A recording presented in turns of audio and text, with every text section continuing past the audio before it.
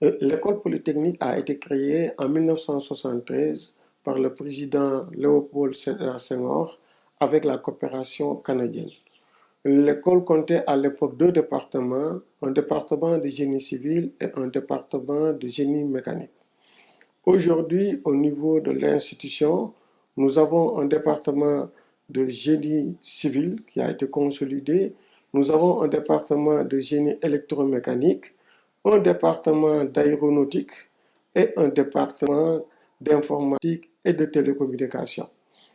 Nous avons aussi une formation en marge de ces départements que je viens de citer, une formation en master en énergie renouvelable et génie. Ouais, c'est un master interuniversitaire qui regroupe quatre structures universitaires, à savoir l'université de Saint-Louis, l'université de Bambey, l'université de Ziguinchor et bien sûr l'école polytechnique de Thiès. C'est la première fois dans l'histoire de l'enseignement supérieur, un master orienté aussi vers les énergies renouvelables et en génie civil. Comme dans tous les établissements d'enseignement supérieur public, les services administratifs ont un rôle de soutien et de support à la pédagogie. Ils assurent la gestion des ressources humaines, la gestion des finances, les achats, la logistique, la communication, les systèmes d'information, les ressources documentaires. La direction des études est placée sous l'autorité hiérarchique du directeur de l'EPT. Elle a comme mandat de planifier, d'analyser, de contrôler et de prendre des décisions appropriées en ce qui concerne les activités à caractère pédagogique. Nous en avons un nombre de 4. Il y a le département tronc commun qui est un cycle préparatoire sur 2 ans. Oui, le tronc commun, c'est un peu le portail scientifique pour les nouveaux élèves. C'est un peu la partie pluridisciplinaire où prépare un peu du parcours de l'élève ingénieur.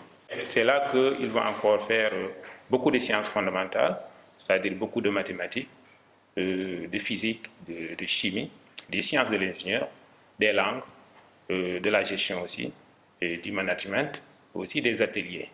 C'est donc la partie transversale de leur parcours. Et ensuite, 3 départements de spécialisation sur 3 ans, à savoir le département génie civil. Alors, le département de génie civil, comme j'ai l'habitude de le dire, c'est l'un des départements phares de l'école polytechnique de Thiès. C'est un département donc, qui a été créé donc, en 1973 avec donc, le département de génie électromécanique, qui sont en fait les 2 premiers départements de l'EPT. Aujourd'hui, le département compte 16 enseignants-chercheurs permanents. On a aussi 4 PATS, donc qui sont des personnels administratifs techniques de service. Au sein des étudiants, donc, nous avons 61 étudiants donc, répartis dans les 3 années d'ingénieur. Donc le DIC1, donc la première année d'ingénieur, donc nous avons 22 étudiants. Au niveau de la DIC2, donc la deuxième année d'ingénieur, on a 19 étudiants. Et au niveau de la DIC3, donc, qui va sortir dans quelques jours, nous avons 20 étudiants. Le département génie électromécanique, il faut noter aussi que depuis quelques années, le département génie électromécanique intègre une nouvelle filière qui est la filière aéronautique. Le département génie électromécanique est l'un des départements que compte l'école polytechnique de Thiès. Nous recevons ici les élèves issus de la 2e année, donc du tronc commun. Et les élèves passent au niveau de notre département 3 années de spécialisation. Le département abrite depuis 4 ans, disons, la filière aéronautique. En collaboration avec l'école de l'armée de l'air. Le département informatique et télécommunication. Le département génie informatique et télécom donc, a démarré ses activités en 2013.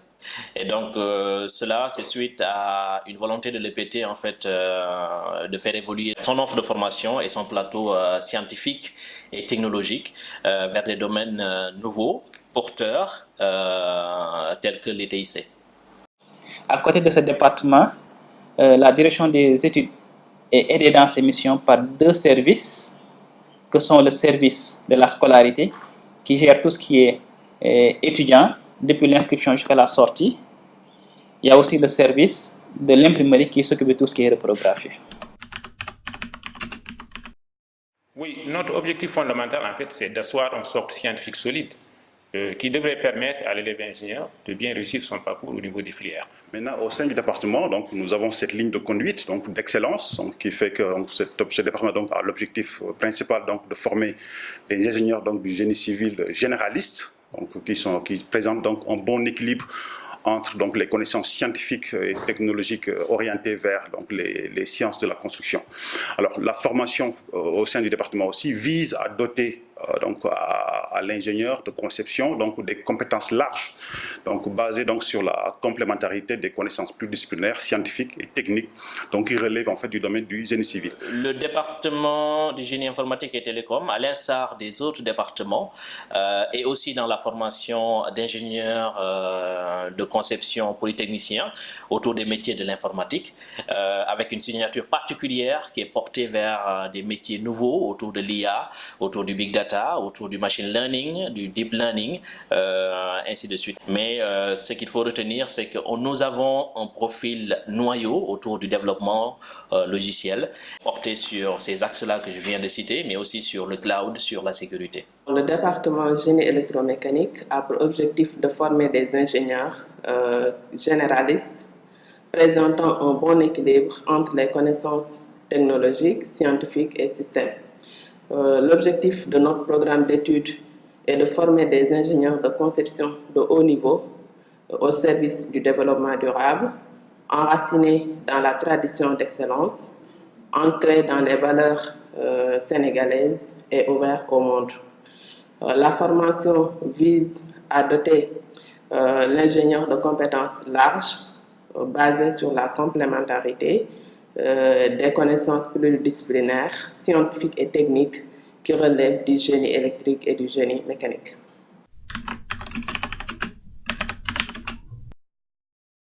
L'impact de la formation d'ingénieurs est extrêmement important dans un pays. Aujourd'hui, si vous entendez parler des pays émergents, ces pays l'ont bien compris.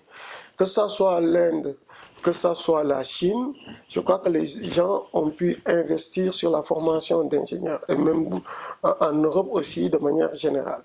C'est pour cela que aussi le Sénégal donc, doit se développer. Ça passera incontournablement par une formation massive d'ingénieurs de haut niveau qui pourront au moins booster l'économie du pays.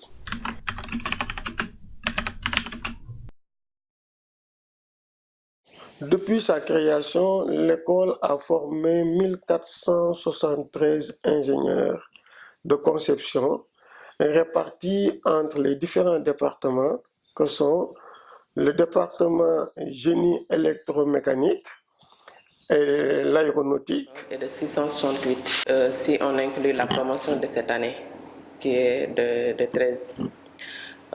Côté aéronautique, la première promotion comptait 9 élèves dont 3 militaires et pour la promotion de cette année nous avons 6 ingénieurs. Le département génie civil. 720 donc, ingénieurs qui seront donc, formés. Donc, on a déjà donc, 699 donc, ingénieurs qui sont déjà formés. Donc, avec, donc, dans quelques jours, donc, on sera donc, à 720. 87 étrangers donc, qui sont donc, formés donc, par le département. Il faut savoir aussi que l'école donc, a cette vision panafricaniste donc, de pouvoir donc, former, donc, participer donc, à la formation donc, intellectuelle, non seulement des Sénégalais, mais de toutes les populations africaines. Donc, Et le département informatique et télécommunications. Depuis 2013, c'est à peu près 4 promotions de 15 étudiants, ce qui fait un peu plus de 60 étudiants au total, en fait. Et je tiens à rappeler que pratiquement les 100% de cet effectif sont absorbés par le marché local, donc les entreprises locales et étrangères, notamment régionales. Et il y en a quand même un effectif parmi eux qui sont en poursuite d'études doctorales pour rehausser un peu leur niveau de spécialité. Les objectifs que nous avons pour l'école, c'est dans un premier temps de consolider ce que nous avons. C'est le lieu même de rendre hommage à mon prédécesseur, le professeur El Hadj Bamba Diaw, qui vraiment, sous son magistère, l'école a fait vraiment des pas de géant. L'école aussi avait mis en place un plan stratégique de développement sur 5 ans. ce plan est arrivé à terme. Nous avons commencé à réviser le plan à l'interne et sous peu, nous allons convier tous nos partenaires à des concertations pour pouvoir mettre en place le nouveau plan stratégique de développement de l'école 2020-2025. Au campus social, donc, nous avons un bureau des élèves de l'école polytechnique de Thiès qui coiffe toutes les activités des élèves d'ingénieurs à travers différentes activités qu'on organise durant le cours de l'année. Donc ces activités, on peut citer les journées scientifiques, sportives et culturelles qui est l'activité phare du bureau des élèves, des activités du bureau des élèves. Bon. Entre autres activités, on peut citer les journées Cheikh Anta Diop, on peut citer les dîners de Noël, on peut citer les week-ends sportifs.